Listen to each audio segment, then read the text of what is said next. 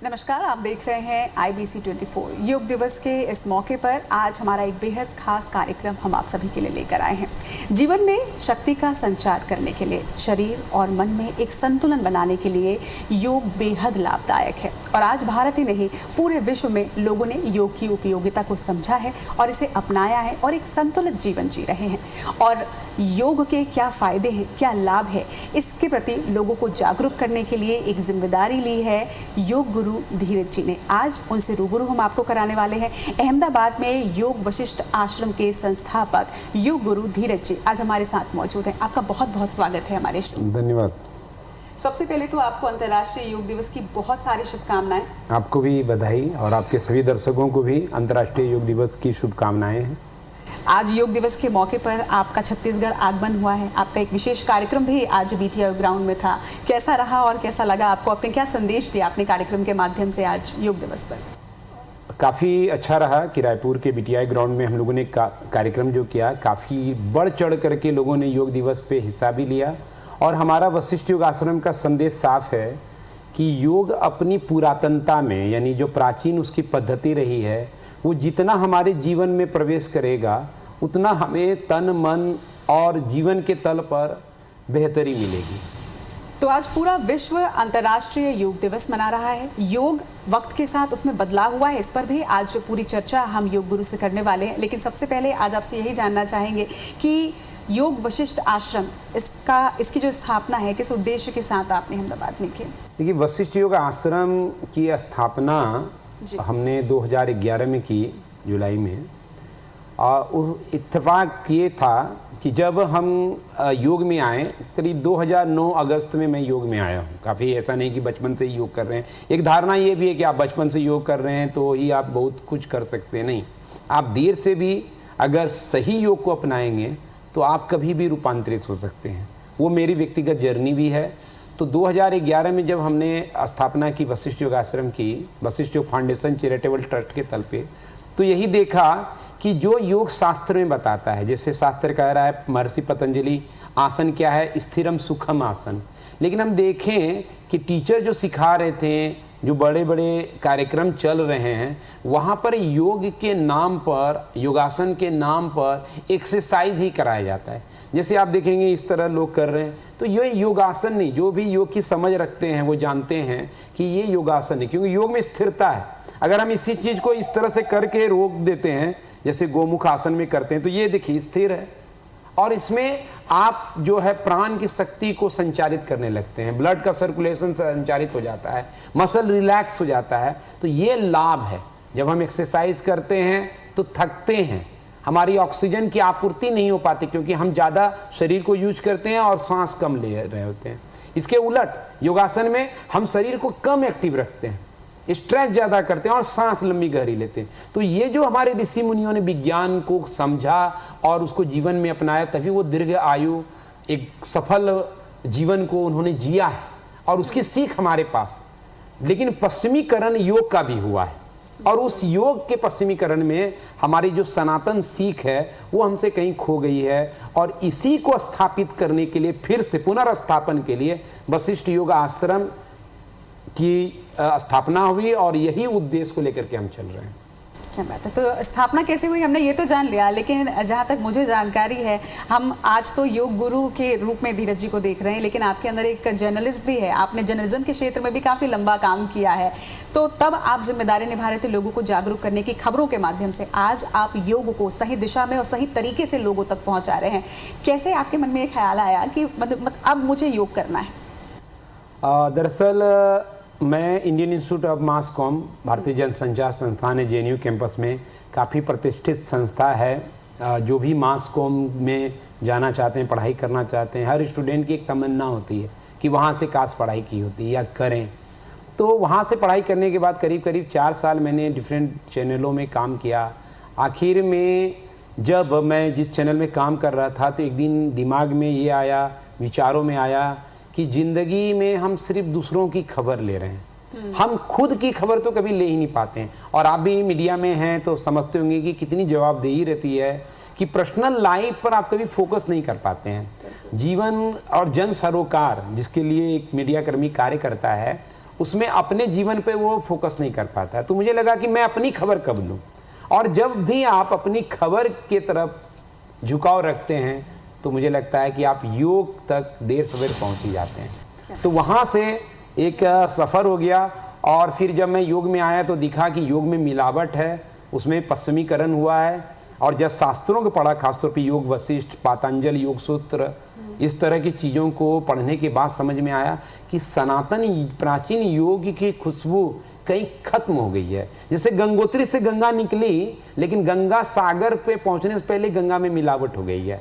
कई कचरे मलबे गंगा में मिल गए, वही गंगा की प्योरिटी नहीं है।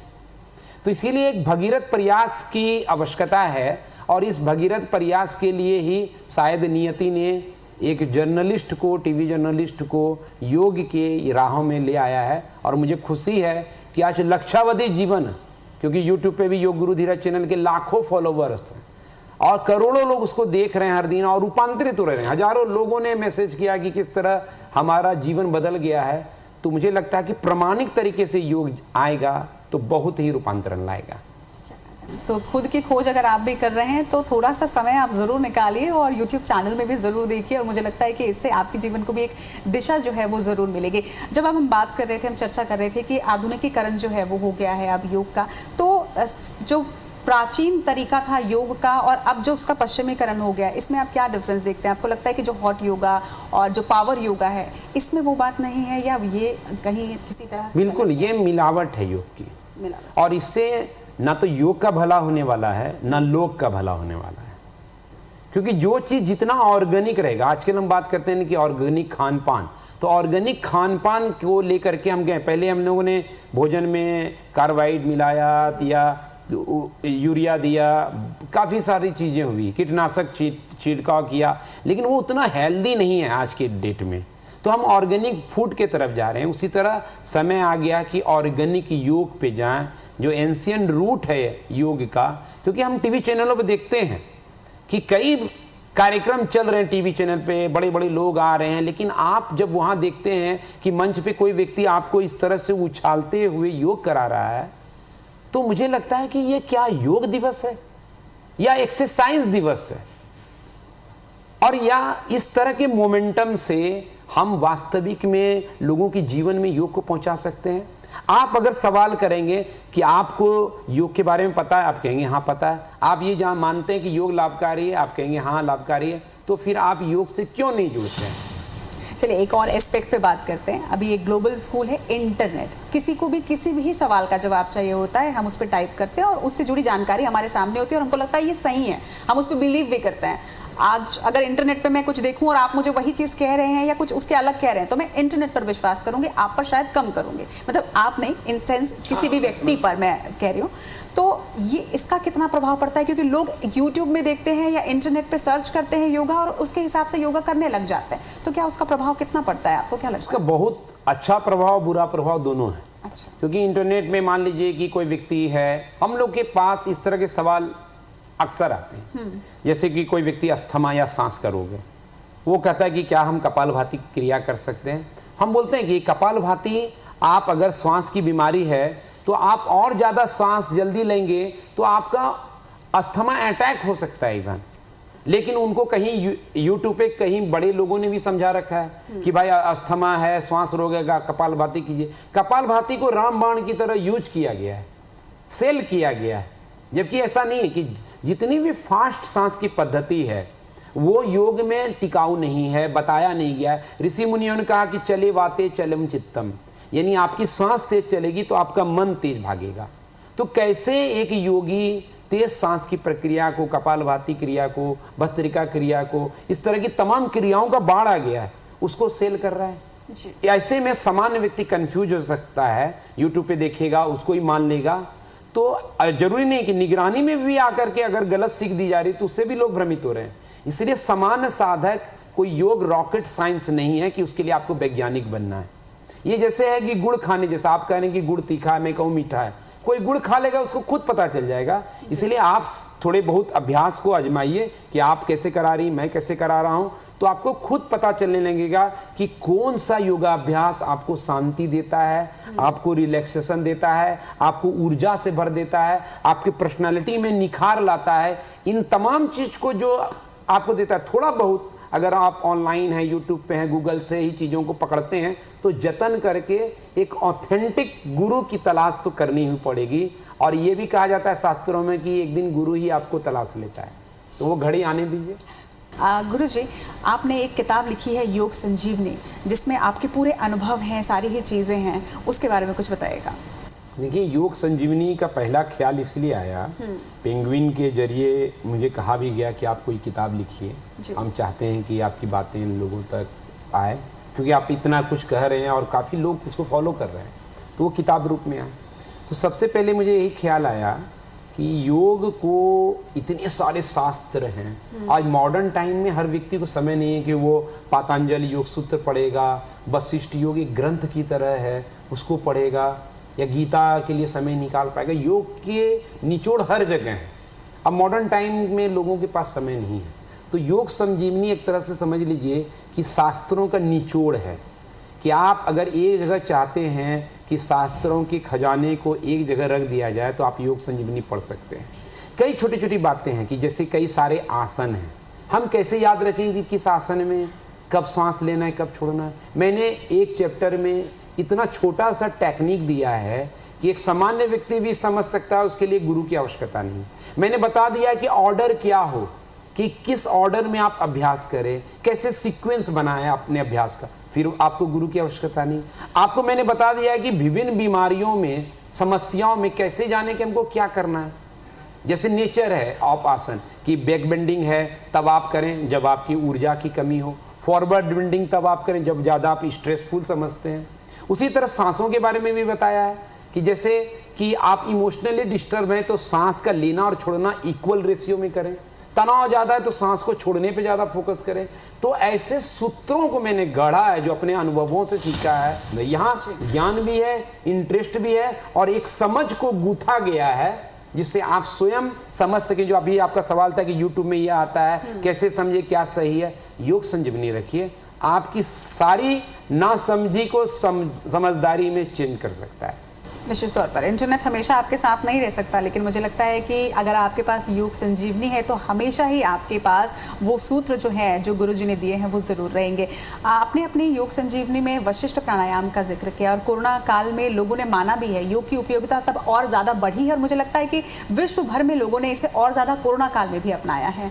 तो वशिष्ठ प्राणायाम के बारे में हमारे दर्शकों को कुछ बताइएगा। देखिए, वशिष्ठ प्राणायाम बहुत चमत्कारिक रूप में तब सामने आया जब कोरोना का असर आया। उसमें सबसे ज़्यादा समस्या क्या हुई, ब्रीदिंग की। लंग्स में इन्फेक्शन हुआ, लोगों की सांसें कमज़ोर होने लगी, एक समय ऑक्सीजन सिलेंडर की मारामारी होने लगी। और वशिष्ठ प्राणायाम उसी समय सामने आया जब कोरोना आया था, दवा नहीं था, चिकित्सा नहीं थी, तो लोगों को लगा कि कितना भय है। लेकिन वशिष्ठ प्राणायाम ऐसा है जिसको आप लेट करके आराम से कर सकते हैं और इसका कॉन्सेप्ट ये है कि आपका जो डायफ्राम है वो सांस लेने की प्रक्रिया को कंट्रोल करता है। जितना डायफ्राम नीचे की तरफ जाता है आपकी सांसें उतनी अंदर आती है। और अगर हमारा डायफ्राम मजबूत है तभी हम किसी दूसरे प्राणायाम को करेंगे तो उसका ज़्यादा से ज़्यादा लाभ मिल पाएगा। इसीलिए वशिष्ठ प्राणायाम को एक आधार के तौर पर मॉडर्न टाइम में किया। ये बीमार व्यक्ति भी कर सकते हैं क्योंकि इसमें लेट के करना है, ये कोई व्यक्ति बूढ़ा बुजुर्ग है वो भी कर सकता है। तो हर तरह के व्यक्ति के लिए सुयोग्य है। अनिद्रा की बीमारी आप वशिष्ठ प्राणायाम कीजिए। कई लोगों ने कमेंट किया है यूट्यूब चैनल पे, योग गुरु धीरज चैनल में, तुरंत वो सो जाते हैं। तो ऐसे कई तरह के चमत्कारिक लाभ की वजह से वशिष्ठ प्राणायाम काफ़ी चर्चा है। कोरोना काल में उसका असर दिखा, काफ़ी मैगजीन ने, पेपर ने, न्यूज़ चैनलों ने, आप वशिष्ठ प्राणायाम सर्च कीजिए, आपको ऐसे कई सारे न्यूज़ मिल जाएंगे कि उसका किस तरह से लोगों के सांस किस तरह से कोरोना काल में 10 सेकंड लेना मुश्किल हो रहा था, रोक पाना, वही व्यक्ति 1-1 मिनट सांस रोकने लगा। इतना सामर्थ्यशाली फेफड़ा आपका बना देता है। तो ये वशिष्ठ प्राणायाम है और आपके दर्शकों को भी कहेंगे कि एक बार आप वशिष्ठ प्राणायाम देखिए, समझिए और करके देखिए, आपको इससे मोहब्बत हो जाएगा। तो आप सर्च ज़रूर करिएगा और देखिएगा ज़रूर और करिएगा भी ज़रूर, क्योंकि मुझे लगता है गुरुजी कि सिर्फ किसी रोग को भगाने के लिए नहीं, बल्कि अगर योग हम अपने दैनिक जीवन में करें तो रोग शायद हमें कभी छू भी नहीं पाएगा। एक छोटा सा सवाल और है कि आहार, स्थिति, समय, इनका कितना ख्याल योग करते वक्त रखना चाहिए? बहुत ख्याल रखना चाहिए और योग का बेस ही यही है। श्री कृष्ण ने इवन गीता में जो स्वयं योगेश्वर हैं, उन्होंने कहा कि युक्ताहार विहारस्य युक्त चेष्टस्य कर्मसु युक्त सपना बोधस्य योगो भवति दुख, कि ये योग जो है सभी दुखों को दूर कर सकता है, लेकिन इसके लिए बैलेंस डाइट चाहिए। यानी यह योग ना तो ज़्यादा खाने वाले का सिद्ध होता है ना कम खाने वाले का। युक्त चेष्टस्य कर्मसु, यानी हम जो उपार्जन करने के लिए कार्य करते हैं, आप सभी लोग काम कर रहे हैं, कुछ अर्जित करने के लिए कुछ पेशा अपनाए हुए हैं, उसमें लगे रहते हैं, लेकिन हम संतुलित नहीं रहते। काम में इतना खो जाते हैं कि शरीर का ध्यान नहीं रहता है, रिलैक्सेशन कहीं खो जाता है, तनाव होता है। तो श्री कृष्ण आगाह करते हैं कि बैलेंस, 8 घंटा आप काम कीजिए, 8 घंटा अच्छे से विश्राम कीजिए, बाकी 8 घंटा जो है यानी 24 घंटा दिन का हो गया इस तरह से, उस 8 घंटे में आप योग कीजिए, फैमिली से मिलिए, सामाजिक सरोकार को जिए, अपने जीवन को सेलिब्रेट कीजिए। तो ये जो युक्त चेष्टस्य कर्मसु, ये श्री कृष्ण कहते हैं अयुक्त सपना बोधस, यानी आपका सोना जगना, लाइफ स्टाइल, ये सब बैलेंस में है, तब हे अर्जुन यह योग तुम्हारे दुखों को दूर कर देगा। तो 2 है, प्रिवेंटिव एंड क्यूरेटिव। उससे पहले शास्त्र क्या कहता है, हेयम दुखम अनागत, कि सबसे अच्छी बात यही हो सकती है कि इससे पहले रोग आए हम योग के शरण में चले जाएं। और फिर भी आपने देरी की है और दुख आ ही गया है जीवन में, तो श्री कृष्ण कहते हैं कि योगो भवति दुख, यानी योग से आप दुख को दूर कर सकते हो। बस ये जो शर्तें हैं आहार विहार की आपने चर्चा की, कालखंड की, जैसे सुबह का समय सबसे बेस्ट है योगाभ्यास करने के लिए। बहुत सारे लोग योग करना तो चाहते हैं, लेकिन जैसे कि मैं अपना भी एग्जांपल दूंगी, इतना हेक्टिक शेड्यूल होता है, इतनी सारी जिम्मेदारियां होती हैं कि हम चाह कर भी खुद के लिए समय नहीं निकाल पाते। ऐसे में जिनके पास थोड़ा समय का अभाव, हालांकि 24 घंटे हर किसी के पास होते हैं, आप चाहें तो समय निकाल ही सकते हैं, लेकिन फिर भी कई बार नहीं हो पाता कि आप हेक्टिक लाइफस्टाइल में से समय अपने लिए निकाल पाएं। ऐसे में आप क्या सजेस्ट करेंगे, कौन से कुछ आसन जो हमेशा किया जा सकता है, कभी भी कर लें और फिट रहें? बिल्कुल, ऐसे कई सारे योग की यही खासियत है, और कोई भी चीज़ इसीलिए टिकाऊ हो सकता है क्योंकि उसकी खासियतों से भरा है। वही उसी चीज़ की ब्रांडिंग करने की हमें जरूरत है कि योग की इतनी खासियत है कि मैं अभी यहाँ पे बैठा बैठा भी योग कर सकता हूँ। अगर मुझे मान ली 5 मिनट का ब्रेक है और इस बीच मैंने नाड़ी शोधन प्राणायाम शुरू कर दिया, तो आप शांत हो जाएंगे। मुझे लगता है ऑफिस में एक समय देना चाहिए कि आप 5-10 मिनट प्राणायाम कर ली। इससे जो एम्प्लॉई लोग हैं वो उसकी क्रिएटिविटी, प्रोडक्टिविटी बढ़ जाएगी, क्योंकि वो थोड़े 3-4 घंटा करने के बाद थक जाते हैं, आप भी थक जाते होंगे। तो आप ऐसे ब्रेक का समय ले सकते हैं। आप जैसे लंच ब्रेक में जा रहे हैं, उससे पहले 2-4 आसन कर लिए। मैं जैसे लगातार ऑफिस में बैठ के काम कर रहा हूँ, ये आम शिकायत, कमर में दर्द है, स्लिप डिस्क हो रहा है, आप बैठे बैठे इस तरह से हाथ को अगर स्ट्रेच आपने कर दिया तो आपका नुकसान नहीं, फायदा है, तुरंत आप रिलीफ हो जाते हैं। मैं इसी पोजीशन में हूँ, आगे झुक गया तो यहाँ से भी देखिए पश्चिमोत्तानासन की तरह आप आराम से बैठे बैठे कहीं, यहाँ पर है एक ट्विस्टिंग कर लिया, बैक को रिलीफ हो गया, ये ट्विस्टिंग है। फिर दूसरे साइड भी कर लिए, तो आप कहीं भी योग को अपना सकते हैं, यही इसकी खासियत है। तो इस खासियत भरे योग को आप सबसे अपील है कि जरूर अपनाइए। योग कहीं भी कभी भी किया जा सकता है, जरूरी नहीं कि आप पूरा 1 घंटा समय दें। 10-10 मिनट का भी ये समय आपको रिफ्रेश, रिन्यू, रिजुविनेट कर देगा। जो लाखों करोड़ों दर्शक इस वक्त IBC 24 में गुरुजी आपको सुन रहे हैं, वो निश्चित तौर पर अब आपसे जुड़ना भी चाहते होंगे, तो किस तरह से आपसे जुड़ा जा सकता है, चाहे वो सोशल प्लेटफॉर्म के माध्यम से हो या फिर भौतिक रूप से अगर आना चाहें तो क्या अहमदाबाद ही आना होगा या फिर रायपुर में भी कोई इकाई है?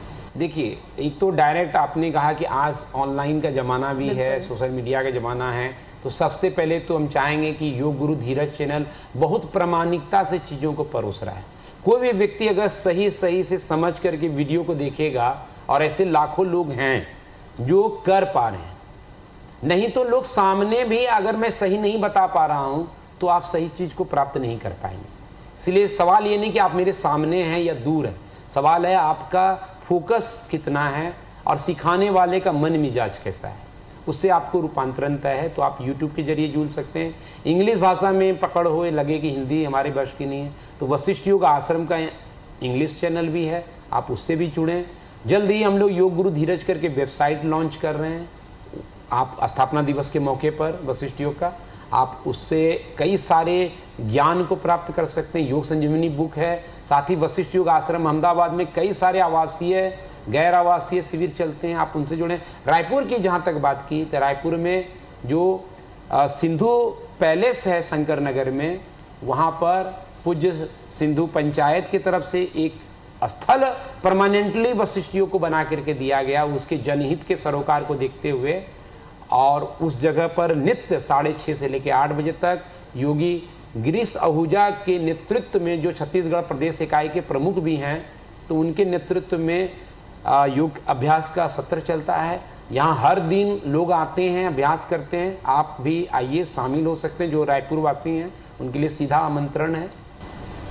तो यहाँ भी आश्रम है, आप वहाँ भी जा सकते हैं। साथ ही योग संजीवनी किताब के माध्यम से भी आप उन तमाम सूत्रों को पढ़ सकते हैं, या फिर सोशल मीडिया प्लेटफॉर्म के माध्यम से आप योग गुरु धीरज जी से जुड़ सकते हैं। आज हमारे साथ इस चर्चा के लिए आपका बहुत बहुत धन्यवाद, क्योंकि एक ऊर्जा से भरी हुई ये चर्चा थी। साथ ही योग के बहुत सारे एस्पेक्ट्स में आज आपने ज्ञान दिया। हमारे दर्शकों से जाते जाते आप क्या कहना चाहेंगे? बस दर्शकों से यही कहना चाहूँगा कि योग की प्राचीनता, सनातनता को पकड़िए। वशिष्ठ योग आश्रम की जो मुहिम है कि ऑर्गेनिक योग को फिर से पुनर्स्थापित करना, हमारे ऋषि मुनियों की जो धरोहर है जिससे आप हमेशा निरोग रह सकते हैं, उसको अपनाइए, योग का अंग बनिए। यही योग दिवस पर संकल्प है। आप सभी दर्शक इस चीज़ को, इस इंटरव्यू के जरिए जो हम लोग मैसेज दे रहे हैं, इसको भी शेयर करें ताकि आगे बात दूर तक पहुँचे। एक बार फिर से आपका बहुत बहुत आभार और शुक्रिया आज हमारे साथ इस चर्चा में जुड़ने। धन्यवाद। तो जीवन संतुलन का नाम है। मन, शरीर और आत्मा का संतुलन बनाए रखने के लिए योग से जरूर जुड़िए। आज के हमारे इस खास कार्यक्रम में आज के लिए इतना ही। मुझे दीजिए इजाजत। नमस्कार।